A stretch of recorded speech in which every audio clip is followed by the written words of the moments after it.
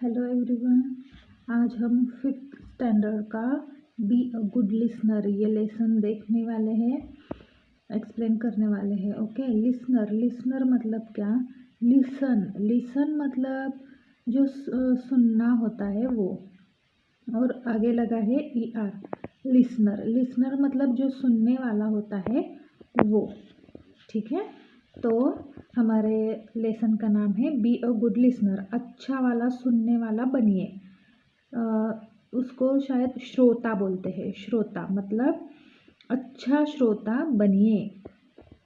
Okay, now see here, it is important to be a good listener when you are learning a language.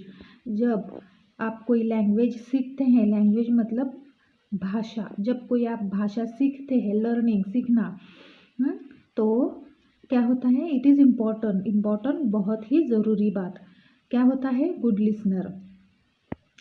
Good listener बनने के लिए बहुत ही ज़रूरी बात ये है कि it is important to be a good listener. बहुत ज़रूरी होता है अच्छे से सुनना। और when you are dealing with other people, जब आप किसी अदर पीपल के साथ, अब यहाँ लिए दिया गया है डीलिंग मीन्स एक्शन। एक्शन मतलब क्या? Proper action word. डीलिंग का सही मतलब है जब आप एक दूसरे किसी के साथ बात करते हैं, खेलते हैं, हैप्पी होते हैं, उसके साथ चलते हैं, ये सभी को कुल मिला के एक्शन बोला गया है। मतलब डीलिंग का एक्चुअल जो मीनिंग है वो है किए गए कार्य, उसके साथ किए गए कार्य। मतलब अदर पीपल के साथ हम हंसते हैं, खेलते हैं, बोलते हैं। ठीक है, तो ये सारे जो एक्शंस है, उसको हम डीलिंग बोलते हैं। Are you a good listener? You can find it out with the help of the following questions. क्या आप एक अच्छे श्रोते हैं? क्या आप अच्छा सुनने वाले हैं? तो ये पता करने के लिए हम फॉलोइंग क्वेश्चंस की हेल्प लेंगे। Okay, question 1 is here. When you are listening to someone, do you look at the person or do you turn your head away or toy with something else? Question क्या है? जब कोई किसी को आप सुन रहे हैं, कोई आपसे बात कर रहा है और आप उसको सुन रहे हैं, तो आप क्या करते हैं? पर्सन की तरफ जो बोल रहा है उसकी तरफ देखते हैं, या फिर अपना मुंह दूसरी तरफ घुमा लेते हैं, या फिर खिलौने के साथ खेलते हैं। आप क्या करते हैं? ओके, इधर ही दिया गया है good listener look at the speaker. जो अच्छा लिसनर होता है वो जो बोल रहा है ना, उसकी तरफ ही देखता है। Two means second question, do you pay attention to what the speaker is saying? जो भी स्पीकर बोल रहा है, बोलने वाला इंसान, सामने वाला इंसान जो कुछ भी बोल रहा है, क्या उसको आप ध्यान से सुनते हैं? अटेंशन मीन्स ध्यान से सुनते हैं। Good listener pay close attention to the speaker. जो अच्छा लिसनर होता है वो क्या करता है? बोलने वाले की बातें ध्यान से सुनता है। Do you make any special efforts to understand the speaker? जो स्पीकर है मतलब बोल रहा है जो, उसको समझने के लिए आप कुछ स्पेशल एफर्ट्स लगाते हैं? Here are some of the things that will help you understand the speaker better. कि आपको जो बोल रहा है वो समझने के लिए आपको स्पीकर को अच्छे से सुनना चाहिए। If you hear some new or unfamiliar word, try to gauge their meaning from the context. अगर आपको सुनते वक्त कुछ ऐसे न्यू वर्ड्स आ गए कान में, मतलब जो वर्ड्स अनफेमिलियर मतलब इससे पहले आपने वो वर्ड्स नहीं सुने हैं, तो आप कंफ्यूज हो रहे हैं कि इस वर्ड का क्या मतलब है। तो बाकी के लाइन तो आपके समझ में आ गई, लेकिन वो अकेला वर्ड नहीं समझ में आ गया, तो आप क्या करेंगे? वो उस वर्ड से रिलेटेड, उस सेंटेंस से रिलेटेड जो कुछ भी कॉन्टेक्स्ट है आपके पास, उसको आप पढ़ेंगे और उससे आप उस वर्ड की सही से जानकारी ले लेंगे। सी हियर, एक अच्छा सा एग्जाम्पल दिया गया है आपको। देखिए क्या है ये भाई है, ये बहन है।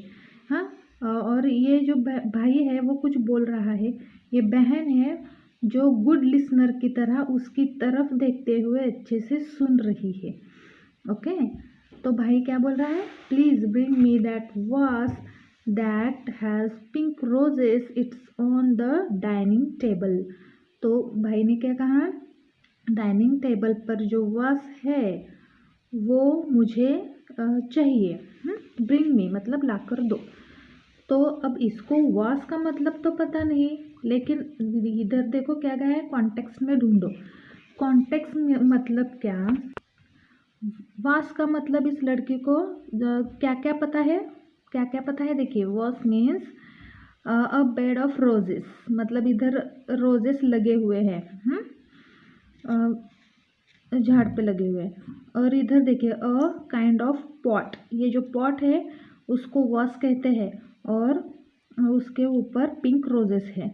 और वास का अनदर मीनिंग क्या है, फ्रॉक, जिसके देखिए फ्रॉक के ऊपर पिंक रोजेस के डिज़ाइन बनी हुई है।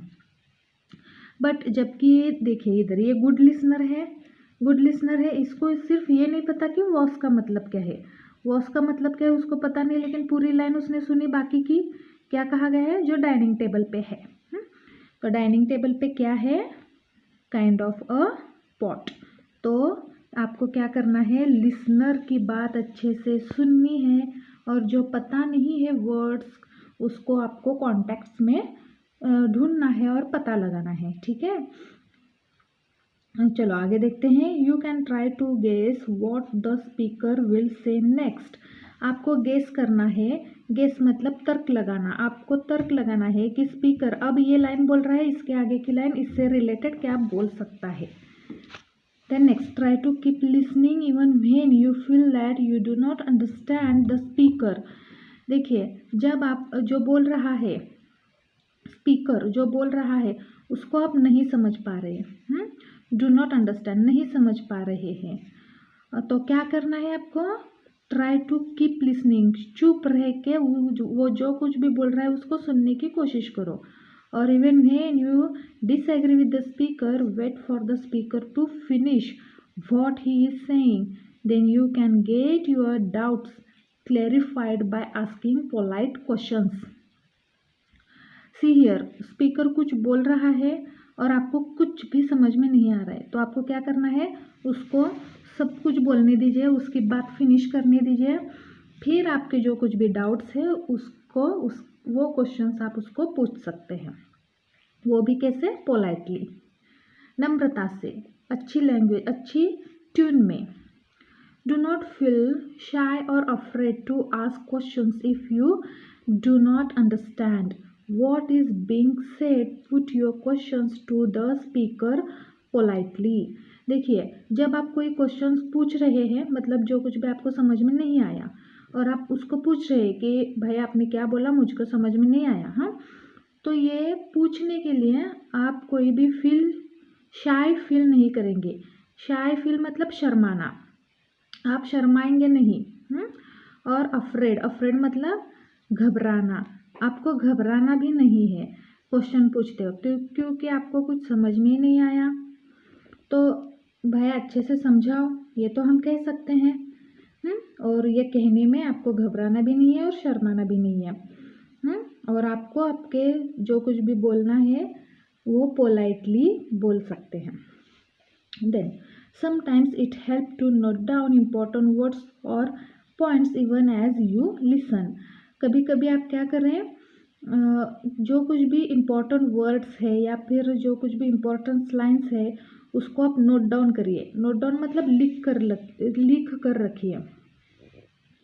Lastly it also help to keep thinking about what you heard, you may grasp the meaning of a difficult word or phrase later on.